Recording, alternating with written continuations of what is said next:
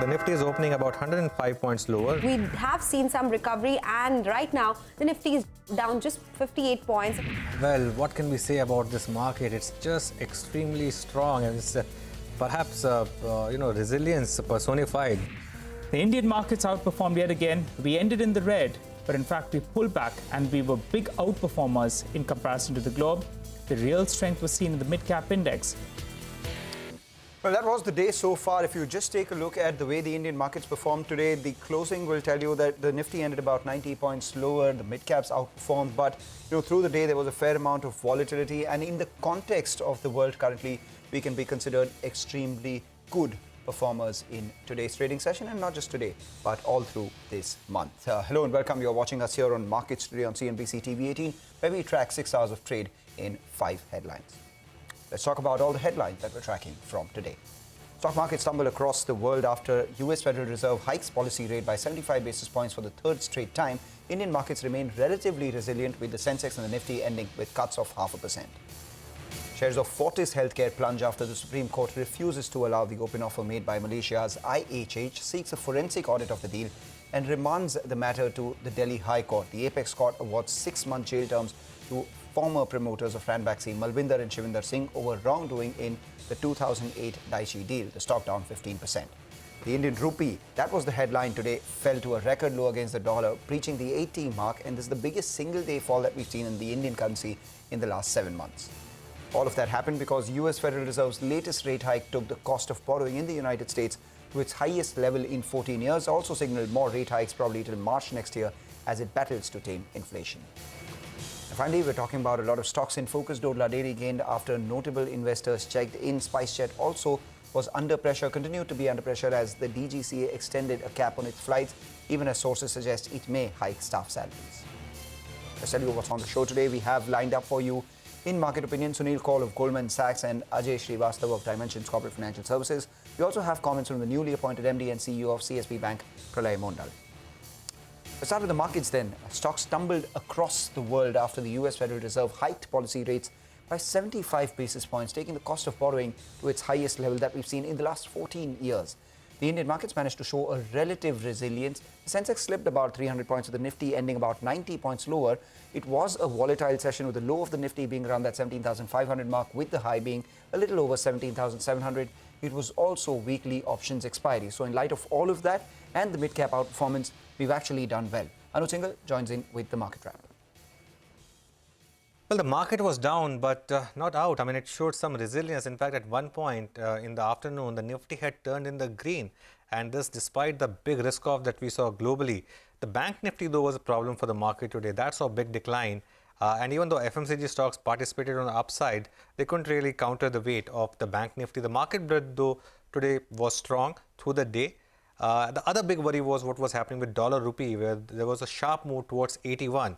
Banks were weak, so Axis, HDFC, Kotak, ICICI all were down, and some other prominent losers included names like HDFC and Reliance, and throw in a Power Grid as well. On the gaining side, all consumption names led by Lever, Titan, Asian Paints, Britannia, ITC and Eicher Motors were the other stocks doing well. In the F&O space, you had some gainers like Metropolis, which did well.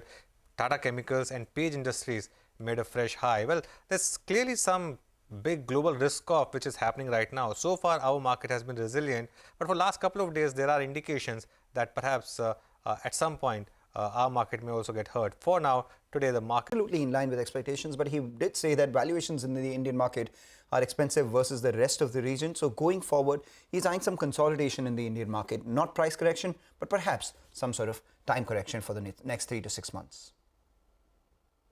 The 75 basis points hike which we saw was in line with our expectation. The guidance obviously was a little bit much more hawkish, both in terms of the dot plots, but also in terms of the press conference later. And so we were actually looking at the Fed terminal rate of 4 to 4.25 range, and obviously the target rate was 50 basis points higher. So as a consequence of that, we also just changed our rate forecast. So we are now looking at a similar target Fed fund rate at 4.5475. So India kind of checks that box, where it's one of the domestically demand-oriented market, somewhat more defensive. But I would still point the fact that valuations in the market are a little bit more extreme, or on the higher side, at least in terms of premium to the region. And so our base case here is that markets consolidate, at least on the next 3 to 6 months. Right, on that note, let's also get you some more market opinion coming in from Ajay Srivastav, who's the CEO at Dimensions Corporate Financial Services. He said that the Indian market is actually in a better position versus the US market at this juncture. He also believes that ITC is an undervalued stock. Remember, it's one of the best performance that we've had in the index so far this year. And at the same time, it's just a few rupees away from its all-time high. But still, there is a fair amount of value. Let's hear Ajay Srivastav out. We are in a better place than what America once was, the haven of investing.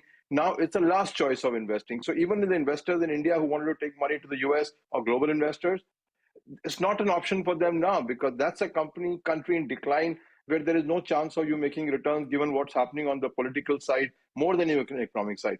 So all said, demand supply is good for Indian stocks. We are a good kind of a insulated economy at this point of time. Market is insulated. And RBI still insists on negative interest rate for savers. Till that continues, you have a very safe journey in equity markets.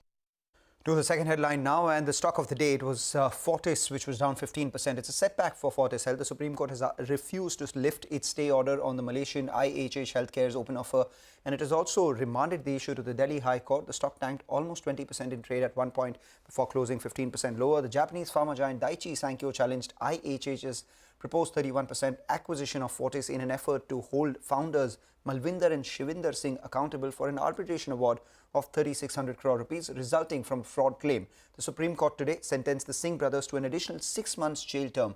Ekta Batra joins us with all the details. Ekta, what does this mean for Fortis Healthcare shareholders? The news of a stay on the open offer and a possible forensic audit is a setback for Fortis shareholders. First, a quick background of the deal that took place in 2018. The twists and turns for the Fortis sale began when the promoter-appointed Fortis board entered into a deal with TPG Manipal in March 2018, after which they agreed to consider other unsolicited bids, which eventually resulted in the board opting for the Sunil Munjal Berman bid in May. The institutional investors, unhappy with the promoter-led board, eventually reconstituted the Fortis board and decided to begin a fresh bidding process. In what was a highly publicized and, might I say, scrutinized bidding process, IHH's 4,000 crore bid was chosen over TPG Manipal by the board, taking into account recommendations from financial advisors such as Stancy and Upward Capital and legal advisors Luthra and Luthra and Cyril Amarchand Mangaldas. The 26% open offer was triggered by IHH after they infused 4,000 crores in Fortis for 31% stake. The 3,350 crore open offer put on hold 4 days before it was expected to begin on a plea moved by Daiichi Sankyo. The delay in the open offer has thrown up a few questions, such as what does this mean for IHH? The Malaysian conglomerate, despite the delay in the open offer, according to the Fortis management, has been committed to Fortis. However, analysts point out concerns over a forensic audit and uncertainty over the open offer might make them look at Fortis as a possible M&A candidate. The other question is the shareholders. They've seen a delay in the open offer since close to 4 years. SEBI too had urged the courts in 2020 to allow the open offer to go ahead. Experts, however, point out that yes, while it is the right for shareholders, the open offer has to be put into context. In this case, with the validity of the deal in question, the open offer doesn't take precedence. Lastly, what about the Fortis stock and overall operations? While the stock has corrected today, it has given returns of over 90% when compared to the open offer price of 170 and the 52-week high that the stock was sitting at last week. In terms of performance as well, the hospital chain with over 30 medical facilities recorded a growth in both revenue and EBITDA since the IHH takeover, with Q1 FY23 seeing one of the best quarters for the hospital business. While Fortis has said they are seeking legal advice to decide the future course of action, going forward, the street will closely watch factors such as a forensic audit, hospitals sustaining their performance, IHH's commitment when it comes to expansion plans, pending deals such as SRL Diagnostics, PE firms exiting, and lastly, Fortis being an M&A candidate itself. Take that point, Ekta. Thank you so much for that. Let's move on to the third headline for the day. The US Fed's hawkish commentary sent the Indian currency to a new low, crossing the 80 per dollar mark as the dollar index climbed to its highest levels that we've seen in the last 20 years. The rupee closed at its lowest ever level of 80.7. And as you see, the last hour or so saw a big smidge ending around that 80.86 mark itself. Lata Venkatesh is here to explain the rupee's fall and why the RBI this time did not step in to prevent the depreciation. Well, it's quite a historic day. For so long, the RBI had protected the 80 rupee to the dollar mark up until yesterday, as it were. And more hawkish than expected Fed has allowed the RBI to let the rupee breach that mark. In fact, it's done more. Today is perhaps, in intraday terms, at least one of the sharpest falls for the rupee in a day. All Asian currencies have fallen between 0.5% and 1%, and the rupee is at the higher end. It's fallen intraday by 1% thanks to this guidance. And it had to. I mean, this was a writing on the wall. Also, because of the China factor, the rupee has appreciated versus the Chinese currency considerably. From March, it required 12 rupees to buy a yuan. In July, you required 11 rupees 80 paise to buy a yuan. And as of yesterday, you required only 11 rupees 30 paise to buy a yuan. That's not good because we have the highest trade deficit with China. So the dollar is one reason, but the yuan is another big reason why the rupee had to be allowed to be depreciated at some point in time. And the question now in the market is, what will be the new pivot or low for the rupee? Will it get protected at 80.25? And how much will the RBI, support at the higher end? Will it be 81? Will it be 82? There are all kinds of debates, and the days to come will tell you that. The bond markets have also seen a significant fall for several reasons. US yields have gone to 3.54, 56. The Indian bonds didn't adjust. A weaker rupee also means expensive imports, and that also has a bond negative, higher inflation impact. So today there was this 10 basis point adjustment. The market is also veering around to the view that India's inclusion in the JPM bond index is not imminent at all, which means what is the reason to buy bonds right away? There are more inflationary reasons. The market is also adjusting to the fact that come September 30, a 50 basis hike from the RBI is more likely than 35. And that explains this 10 basis point rise in spot bond yields and a 20 basis point rise in the OIS market. Take that point, Lata. Thank you for making sense of that. With that, we slip into a short break, but you stay tuned. We'll be back in a jiffy with all the other headlines that we're tracking today. Hello and welcome. You're watching us here on Markets Today. We've spoken about the first three headlines of the day. Let's talk about the other things that made the news today. Let's talk about the fourth one. The US Federal Reserve, it's raised the benchmark interest rates by 75 basis points for the third straight time. The latest rate hike actually takes the cost of borrowing in the United States to its highest levels in the last 14 years. And the Fed has also signaled more rate hikes, probably till March next year, as it battles to tame inflation. Prashant Nair joins in with the 10 key takeaways from the Fed's commentary. Prashant. Well, thanks very much for that. So the big event is out of the way with largely hawkish implications. Let's get to it then, right? And I'll break this down in 10 points. So number one, the Fed has delivered a third consecutive 75 basis point rate hike, which is in line with market expectations and consistent with recent Fed communication as well. Number two, while there were no major changes to the statement, the summary of economic projections showed a sharp increase higher in the federal Fed funds rate. These are projections of what the Fed sees its own Fed funds rate will be by the end of the year, by the end of next year, and so on and so forth. Number three, the median for 2022 in terms of these rate projections was taken for the end of this year from 3.375, that is 3.4, to 4.4% nearly. What this implies is important. Consider this. This implies that the median participant on the FOMC committee is looking for another 125 basis points of hikes in the remaining two meetings of this year, that is November and December. That is significantly higher. Number four, the 2023 dot, which is next year, went from, these are, again, I'm saying projections for where the Fed sees its own Fed funds rate at. It went from 3.75% so far to new estimate of 4.625%. This implies another two hikes next year beyond what they expect the Fed to deliver by the end of this year. On top of that, the 2024 and 2025 rate projections show modest gradual normalization. They expect rates to come down to about 3.875 and 2.875 as well. But even these rates are in the restrictive zone. We're talking about 24-25. Number 5, Fed Chair Powell's first answer to the question in the press conference was prefaced by him with this comment. But even before he took the question and began answering, he said, "The main message for me has not changed at all since Jackson Hole," end of quote. So he wanted to make sure that there is absolutely no confusion what the focus for the Fed is, which is fighting inflation and bringing it down to 2%. Number 6, these are economic forecasts now. Just like there are rate projections, there are economic projections as well. They were also revised, but mostly in a more pessimistic fashion. Why? Number 7, unemployment rate projection for 2023 and 2024 is now expected at 4.4%.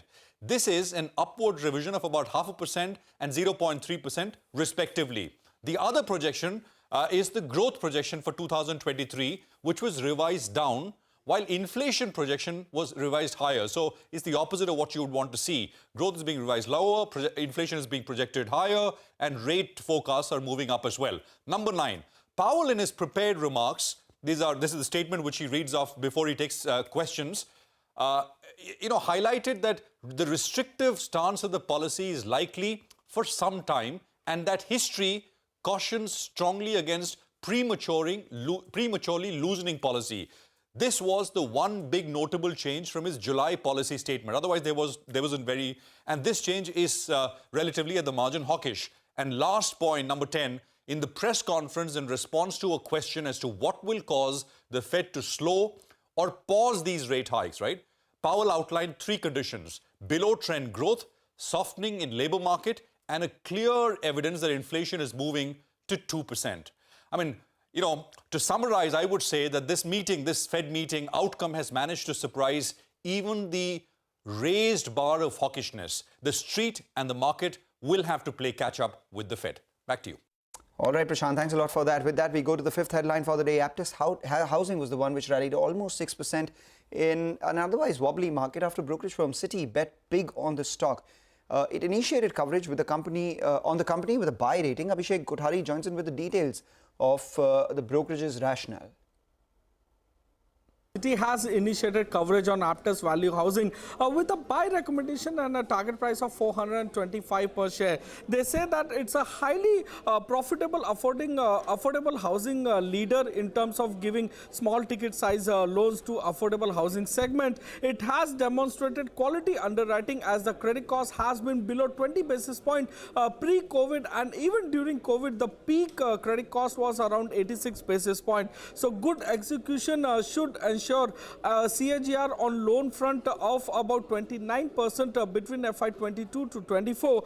Pricing power and efficient cost would structurally help in strong ROAs for the company. So they build a 60 basis point decline in net interest margin over FY22 to 24, given the fact that there will be high share of home loans as well as leverage which will kick in. So they expect an ROA of 7.4% and ROE of 16.5% for FY24. They have said that core geographies are underpenetrated, which gives scope for growth, as well as the fact that companies also foraying into new geographies which will offer growth to them. Back to you.